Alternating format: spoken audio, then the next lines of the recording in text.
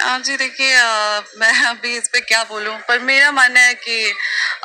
दारूबंदी एक बहुत अच्छा डिसीजन है, क्योंकि दोस्तों अभी से फिलहाल 1 महीने पहले दोस्तों पावर स्टार पवन सिंह जी का एक इंटरव्यू हुआ था बहुत ही बड़े चैनल की ओर से। और दोस्तों उस इंटरव्यू के दौरान पवन सिंह से मतलब पूरा एकदम पूछा जा रहा था एक मीडिया वाले एक एंकर भाई ने कि आखिर बिहार में शराब बंद हो गया तो आप